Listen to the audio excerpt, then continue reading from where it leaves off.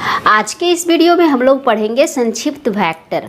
Vector जो है class 12 का एनसीईआरटी का ऑलरेडी हम लोग पढ़ चुके हैं, उसका एक एक प्रॉब्लम हमने सोल्व किया है। तो वो वाला वीडियो अगर देखना चाहते हैं तो उसका लिंक मैं ऊपर आई बटन में दे दूंगी या लिंक नीचे डिस्क्रिप्शन बॉक्स में मिल जाएगा, आप वहाँ से जाकर देख सकते हैं। या फिर मेरे चैनल पर एक पूरा प्लेलिस्ट बना हुआ है वेक्टर अलजेब्रा करके, वहाँ पर जो क्लास 12 का जितना भी एनसीईआरटी का प्रॉब्लम है, थ्योरी है, उस पर ऑलरेडी सारा चीज़ दिया हुआ है। तो आज हम लोग पढ़ेंगे संक्षिप्त वेक्टर पढ़ेंगे पूरा संक्षिप्त में। इस पे मैं पूरे वेक्टर को दो या तीन वीडियो में कवर करने की कोशिश करूंगी, जिसमें आप वेक्टर पूरा पढ़ पाएंगे केवल और केवल थ्योरी संक्षिप्त में। तो चलिए स्टार्ट करते हैं। तो सबसे पहले जो है वेक्टर अलजेब्रा का जो हम लोगों को पढ़ना है, उस क्या क्या पढ़ना है। तो सबसे पहले हम लोग डेफिनेशन से स्टार्ट करेंगे। हम लोग वेक्टर का परिभाषा पढ़ेंगे। पोजीशन वेक्टर क्या होता है, मैग्नीट्यूड ऑफ ए वेक्टर क्या होता है, direction cosines and direction ratio. ये जो सारा पॉइंट्स हमने यहाँ पे दिया है, ये सारा की पॉइंट है वेक्टर अलजेब्रा का, और ये सारा पॉइंट क्या है, काफ़ी इंपॉर्टेंट है। Direction ratio and direction cosines, types of A vector में यूनिट वेक्टर काफ़ी इंपॉर्टेंट है और बाकी उतना इंपॉर्टेंट नहीं है, बाकी यूनिट वेक्टर काफ़ी इंपॉर्टेंट है। फिर एडिशन ऑफ वेक्टर्स, जिसमें दो है, triangle law of vector addition and parallelogram law of vector addition. तो आज के वीडियो में हम लोग इतना कवर करेंगे शॉर्ट में। तो चलिए स्टार्ट करते हैं। सबसे पहले डेफिनेशन से स्टार्ट करते हैं। तो वेक्टर का डेफिनेशन जब हम लोग पढ़े थे तो क्या पढ़े थे, जिसमें मैग्नीट्यूड के साथ साथ डायरेक्शन भी हो, वो क्या कहलाता है, वेक्टर कहलाता है। तो हम लोग को ये क्या हो गया, मेरा वेक्टर हो गया। इसमें ये डायरेक्शन में मूव कर रहा है और इसका मैग्नीट्यूड जो है इतना है। हम लोग इस तरह से करेंगे तो ये भी क्या है, एक वेक्टर है। तो जिसमें डायरेक्शन के साथ साथ मैग्नीट्यूड के साथ साथ डायरेक्शन भी हो, वो क्या कहलाता है, वेक्टर कहलाता है। ये छोटा सा डेफिनेशन है वेक्टर का। अब है पोजीशन वेक्टर, ये भी काफ़ी इंपॉर्टेंट है। तो पोजीशन वेक्टर क्या होता है, तो कोई भी पॉइंट अगर हम लोगों का दिया हुआ है P, इसका अगर कोऑर्डिनेट हम लोगों को x, y, z दिया हुआ है, तो इसका पोजीशन वेक्टर क्या होगा।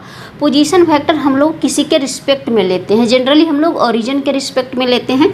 तो ये मेरा ओरिजिन है O, इसका कोऑर्डिनेट होता है 0, 0, 0। तो इसके रिस्पेक्ट में इसका पोजीशन वेक्टर क्या होगा, P पॉइंट का। तो वेक्टर हमेशा के लिए हम लोग एरो देते हैं, तो इस तरह से होगा।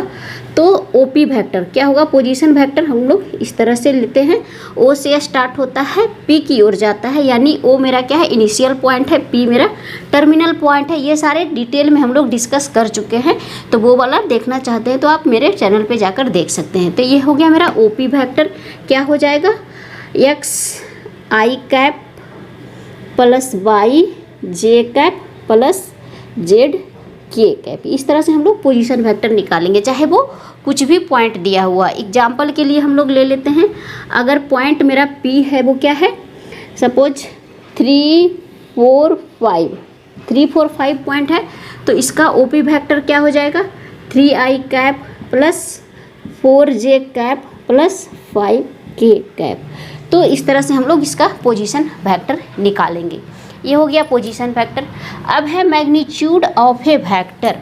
जब कोई वेक्टर दिया हुआ है तो उसका हम लोग मैग्नीट्यूड किस तरह से निकालेंगे, ये भी काफ़ी इंपॉर्टेंट है। सपोज यहाँ पे OP वेक्टर हम लोगों को दिया हुआ है, तो इसका मैग्नीट्यूड हम लोग कैसे निकालेंगे, किस तरह से निकालते हैं। मैग्नीट्यूड के लिए हम लोग क्या इस तरह से मॉड का यूज करते हैं। तो मैग्नीट्यूड लिखेंगे इस तरह से, ये हो गया मैग्नीट्यूड का नोटेशन, इस तरह से इसको डिनोट करते हैं, equal to root under coefficient of i का स्क्वायर यहाँ पे क्या है, x, तो x का square plus coefficient of y का j का स्क्वायर, तो y square plus coefficient of k का स्क्वायर मतलब z स्क्वायर। इस तरह से हम लोग मैग्नीट्यूड निकालते हैं। अगर एग्जाम्पल लेकर देखें तो ये एग्जाम्पल ले सकते हैं, वो क्या हो जाएगा, लेते हैं तो रूट अंडर 3 का स्क्वायर प्लस 4 का स्क्वायर प्लस 5 का स्क्वायर। तो इस तरह से हम लोग क्या निकालते हैं, मैग्नीट्यूड। चाहे कोई भी वेक्टर दिया हो, कितना बड़ा भी वेक्टर दिया हो, सिंपल क्या होता है, मैग्नीट्यूड होता है रूट अंडर कोफिशिएंट। इस तरह से हम लोग मैग्नीट्यूड उसका निकालते हैं, मॉड। और ये क्या होता है, हमेशा पॉजिटिव होता है, क्योंकि ये मॉड है तो मॉड कभी निगेटिव नहीं होता है। ये हो गया। अब एक इम्पॉर्टेंट चीज़ आ गया मेरा, direction cosines and direction ratio. ये काफ़ी इंपॉर्टेंट है, direction cosines and direction ratio. ये काफ़ी इम्पॉर्टेंट है। इसका डिटेल में अगर देखना चाहते हैं तो मेरे चैनल पे जाकर देख सकते हैं। तो सबसे पहले हम लोग देखते हैं डायरेक्शन रेशियो कोसाइंस क्या होता है। तो हम लोग क्या देखें, इस तरह से ये 3 एक्सिस हो गया, x axis, y axis and z axis. यहाँ पे एक पॉइंट है P, ये पॉइंट P है जिसका coordinate x y and z है। और ये जो है ये लाइन, ये जो वेक्टर है P वेक्टर, OP वेक्टर हो गया, वो एक्स एक्सिस, वाई एक्सिस और जेड एक्सिस के साथ कोई ना कोई एंगल बनाएगा। तो इसका नाम हम लोग दे देते हैं अल्फ़ा, बीटा एंड गामा।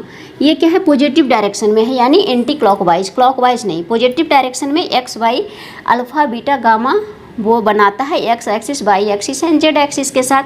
तो ये जो अल्फ़ा बीटा गामा होता है वो क्या कहलाता है, direction angles. Alpha beta gamma है वो क्या कहलाता है, डायरेक्शन एंगल। ये हो गया डायरेक्शन एंगल्स। और इसका अगर हम लोग कॉस वैल्यू ले लेते हैं तो वो क्या कहलाता है, डायरेक्शन कोसाइंस। यानी हो जाएगा cos alpha, cos beta and cos gamma हो गया डायरेक्शन कोसाइंस। ये हो गया मेरा direction cosines. Alpha beta gamma हो गया डायरेक्शन एंगल्स, उसका कॉस वैल्यू ले लिए तो हो गया वो डायरेक्शन कोसाइंस। अब है डायरेक्शन रेशियोज। डायरेक्शन रेशियो क्या है, डायरेक्शन रेशियो कुछ नहीं है, वो क्या है, एक नंबर है। सिंपल कोई नंबर ले सकते हैं, हम लोग ABC से जनरली डिनोट करते हैं। ABC क्या है, एक नंबर है, वो क्या कहलाता है, डायरेक्शन रेशियो। जो कि डायरेक्शन कोसाइंस को हम लोग डिनोट करते हैं L से, M से एंड N से। यानी L equal to cos alpha, M equal to, M को डिनोट करते हैं कॉस बीटा, N होता है कॉस गामा। तो क्या है, डायरेक्शन कोसाइन रेशियो जो है डायरेक्शन कोसाइन से रिलेटेड है। डायरेक्शन कोसाइन रेशियो जो होता है वो डायरेक्शन कोसाइंस के प्रोपोर्शनल होता है। यानी क्या हो जाएगा मेरा, यहाँ पे अगर हम लोग देखते हैं तो क्या हो जाएगा, A proportional to L, B proportional to M and N proportional to N। Direction ratio क्या है, 3 क्या है, एक नंबर है जो के पैरेलल होता है, प्रोपोर्शनल होता है डायरेक्शन कोसाइंस के। तो ये हो गया। यहाँ पे इसको हम लोग क्या लिख सकते हैं, A इक्वल टू LR इस तरह से, B equal to MR and N equal to NR। ये क्या हो गया, C यहाँ पे होगा C proportional to N, then C equal to NR। तो ये हो गया मेरा क्या, डायरेक्शन रेशियोज। ABC इस तरह से हम लोग निकाल ले सकते हैं। अगर हम लोग का कोई वेक्टर दिया हुआ है तो वो क्या दिया हुआ रहता है, डायरेक्शन रेशियो और डायरेक्शन कोसाइंस किसी के फॉर्म में भी दिया हुआ रहता है। सपोज यहाँ पे हम लोग एक एग्जांपल ले लेते हैं।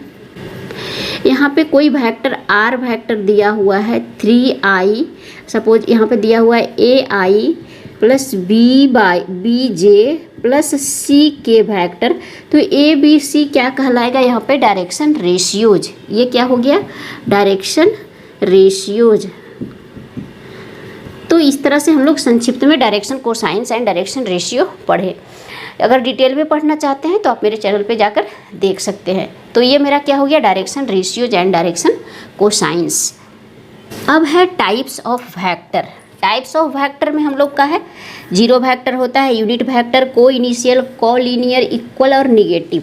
जिसमें जो काफ़ी इम्पॉर्टेंट है वो है यूनिट वेक्टर। ये काफ़ी इम्पॉर्टेंट है। जीरो वेक्टर उतना इम्पॉर्टेंट है ही नहीं, जीरो वेक्टर मतलब क्या हुआ, वो वेक्टर जिसका इनिशियल पॉइंट और फाइनल पॉइंट सेम हो, यानी कि इनिशियल पॉइंट और टर्मिनल पॉइंट मतलब जीरो, कुछ है ही नहीं इसमें, तो वो क्या कहलाएगा, जीरो वेक्टर कहलाएगा। अब आ गया यूनिट वेक्टर। यूनिट वेक्टर क्या होता है, जिसका क्या हो, मैग्नीट्यूड 1 हो। कोई भी वेक्टर है जिसका मैग्नीट्यूड 1 हो वो क्या कहलाता है, यूनिट वेक्टर। सपोज ए कोई वेक्टर है तो इसका यूनिट वेक्टर क्या होगा, यूनिट वेक्टर को डिनोट करते हैं कि कोई वेक्टर है उसके ऊपर हम लोग कैप लगा देते हैं, टोपी उसको पहना देते हैं, तो वो क्या कहलाता है, यूनिट वेक्टर। किसी वेक्टर को अगर हम लोग टोपी पहना दिए तो वो क्या कहलाएगा, यूनिट वेक्टर। और यूनिट वेक्टर इक्वल टू होता है vector upon mod of A vector. ये काफ़ी इंपॉर्टेंट है, ये हमेशा क्वेश्चन हमेशा पूछा जाता है। तो इसलिए हम लोग काफ़ी ध्यान में रखेंगे। A vector equal to, unit vector का डेफिनेशन क्या है, vector upon magnitude of the vector. Suppose यहाँ पे कोई वेक्टर दिया हुआ है, आर वेक्टर दिया हुआ है, एग्जाम्पल लेकर देखते हैं। यहाँ पे 3i + 4j + 5 के कोई वेक्टर है, तो इसका यूनिट वेक्टर क्या होगा, तो क्या हो जाएगा आर कैप। हमेशा ध्यान रखना ये वेक्टर है, ये यूनिट वेक्टर है, दोनों में अंतर है। ये आर कैप क्या हो जाएगा, R vector upon mod of R vector. अब हम लोग मॉड ऑफ आर वेक्टर निकाल लेते हैं यहाँ से। मॉड ऑफ आर वेक्टर क्या हो जाएगा, root under coefficient of i का स्क्वायर मतलब 3 का square plus coefficient of j का स्क्वायर 4 का स्क्वायर प्लस 5 का स्क्वायर। अब इसको हम लोग सोल्व करेंगे, जो भी आएगा वो यहाँ पे वैल्यू हो जाएगा। तो आर वेक्टर क्या है मेरा, 3i cap plus 4j cap plus 5k cap upon mod of R vector, कुछ भी आएगा, जो भी वैल्यू आएगा वो यहाँ पे हो जाएगा यूनिट वेक्टर का ये। तो ये हो गया, इस तरह से हम लोग यूनिट वेक्टर निकालते हैं, चाहे कितना बड़ा भी वेक्टर क्यों ना हो, इस तरह से हम लोग यूनिट वेक्टर निकालेंगे। तो ये यूनिट वेक्टर है। अब है मेरा को इनिशियल वेक्टर। को इनिशियल वेक्टर काफ़ी इजी है। क्या है, बहुत सारे वेक्टर का अगर इनिशियल पॉइंट क्या है सेम है तो वो क्या वेक्टर कहलाता है, को इनिशियल वेक्टर। जैसे यहाँ से एक पॉइंट है, यहाँ से बहुत सारा वेक्टर स्टार्ट हुआ, ये वेक्टर क्या कहलाता है, को इनिशियल, मतलब जिसका इनिशियल पॉइंट सेम हो। ये हो गया ए vector, B vector, C vector, कोई भी वेक्टर हो, डी वेक्टर, सबका इनिशियल पॉइंट क्या है सेम है, तो वो कोई इनिशियल वेक्टर कहलाता है। अब एक है कॉलिनियर वेक्टर।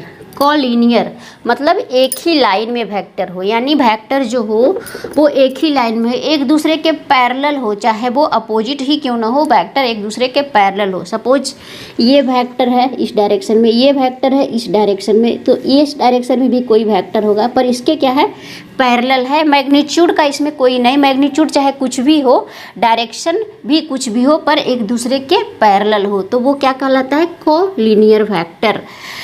क्या कहलाता है, कॉलिनियर वेक्टर। तो ये इसके ये वेक्टर का मैग्नीट्यूड अलग है, ये वेक्टर का मैग्नीट्यूड अलग है, इसका मैग्नीट्यूड अलग है, इसका मैग्नीट्यूड अलग है, इसका डायरेक्शन भी अलग है इसके, पर ये जो वेक्टर्स है वो क्या है, कॉलिनियर वेक्टर है, एक दूसरे के पैरेलल है। तो ये हो गया कॉलिनियर वेक्टर। अब है इक्वल वेक्टर।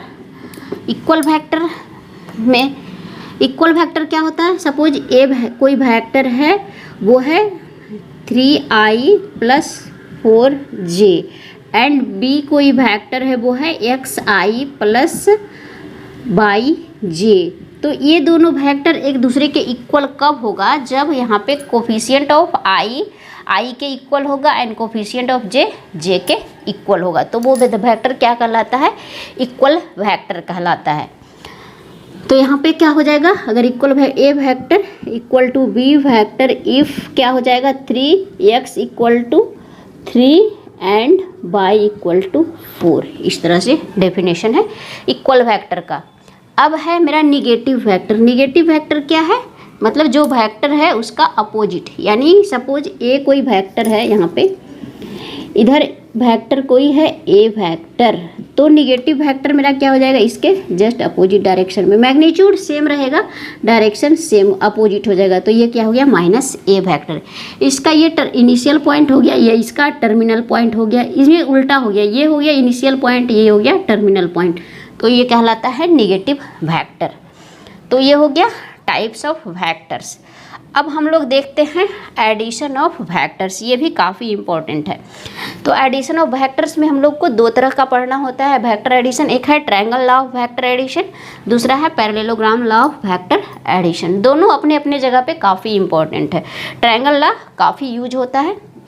तो triangle law of vector addition जैसा कि नाम से ही पता है, इसमें एक ट्रायंगल बनाना है। ट्रायंगल किस तरह से बनाएंगे, कोई ट्रायंगल है, ये सपोज एक ट्रायंगल है ABC, तो इसमें क्या कहता है triangle law of vector addition क्या कहता है, अगर ए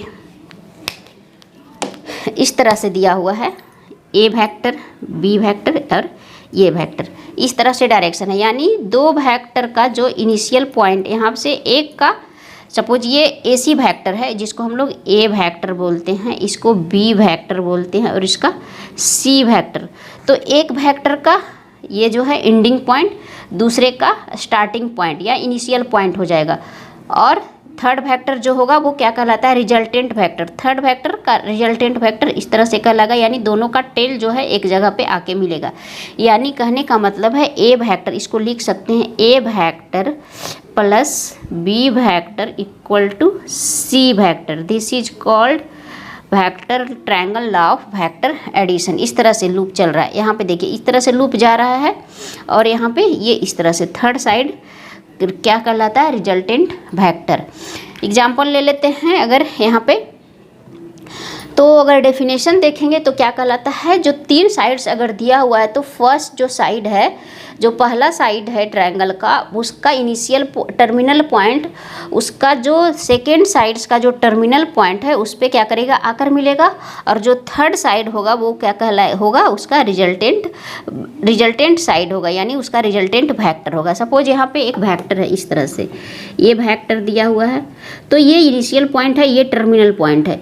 तो दूसरा जो साइड स्टार्ट होगा वो इस तरह से स्टार्ट होगा, ये हो गया, इस तरह से ऐड करेंगे तो ये हो गया B वेक्टर, ये हो गया B वेक्टर। अब जो थर्ड साइड होगा वो रिजल्टेंट वेक्टर कहलाएगा, वो कहलाएगा C वेक्टर। तो A vector plus B vector equal to C vector हो गया, चाहे वो किसी डायरेक्शन में क्यों ना दिया हुआ हो। सपोज एग्जाम्पल ले लेते हैं, ये वेक्टर दिया हुआ है 3, ये वेक्टर 3 दिया हुआ है, कोई इस डायरेक्शन में वेक्टर दिया हुआ है 4, तो इसका हम लोगों को रिजल्टेंट वेक्टर निकालना है triangle law of vector addition से। तो कैसे निकालेंगे, क्या करेंगे, ये 3 इधर आया 3, ये हो जाएगा ये हो गया 4 हो गया, तो इसका रिजल्टेंट वेक्टर जो होगा वो ये क्या हो जाएगा 7, क्या हो जाएगा 3 + 4 इक्वल टू 7, तो ये हो जाएगा मेरा 7। तो इस तरह से हम लोग वेक्टर एडिशन निकालते हैं, triangle law of vector addition. लोग देखेंगे parallelogram law of vector addition. जैसे कि यहाँ से नाम से ही है, यहाँ पे एक पैरेललोग्राम का निर्माण होगा। तो यहाँ पे है, अगर पैरेललोग्राम का 2 साइड्स हम लोगों का दिया हुआ है तो जो इसका जो रिजल्टेंट होगा, जो इसका एडिशन होगा वो क्या डिनोट करेगा, वो डिनोट करेगा इसका डायगोनल। ऐसे सपोज 2 साइड्स इसका दिया हुआ है, यहाँ से स्टार्ट करते हैं, ये एक साइड है पैरेललोग्राम का, B दूसरा साइड है पैरेललोग्राम का, ठीक है। तो दोनों का जो स्टार्टिंग पॉइंट है, इनिशियल पॉइंट होगा वो क्या होगा, सेम होगा, एक ही पॉइंट से स्टार्ट होगा। और जो दोनों का एडिशन जो होगा vector A vector plus B vector, जो रिजल्टेंट वेक्टर होगा वो इसका डायगोनल रिप्रेजेंट करेगा। तो इस तरह से ये क्या कहलाता है, parallelogram law of vector addition, ये कहलाता है इस तरह से। ये हो गया B वेक्टर, ये हो गया A वेक्टर, तो ये हो गया parallelogram law of vector addition. अगर किसी भी पैरेललोग्राम का 2 साइड्स दिया हुआ है, किसी भी पैरेललोग्राम का 2 एडजेसेंट साइड्स दिया हुआ है, तो जो उसका जो रिजल्टेंट वेक्टर होता है वो उसका डायगोनल रिप्रेजेंट करता है, उसका ये डायगोनल होगा, वो होगा उसका resultant vector A vector plus B vector. तो ये था संक्षिप्त में parallelogram law of vector addition. तो ये था एक संक्षिप्त वेक्टर का, वेक्टर अलजेब्रा का पार्ट 1, संक्षिप्त वेक्टर पार्ट 1। सेकेंड पार्ट में हम लोग इससे आगे पढ़ेंगे, उसमें हम लोग कंपोनेंट्स ऑफ वेक्टर जो वगैरह है I, J, K, ये सब वेक्टर हम लोग कवर करेंगे। तो आज के वीडियो में बस इतना ही। नेक्स्ट वीडियो में हम लोग आगे का वेक्टर देखेंगे। तो अगर वीडियो अच्छा लगा हो तो वीडियो को लाइक कर दीजिए, चैनल पे नए हैं तो चैनल को सब्सक्राइब जरूर कर लें।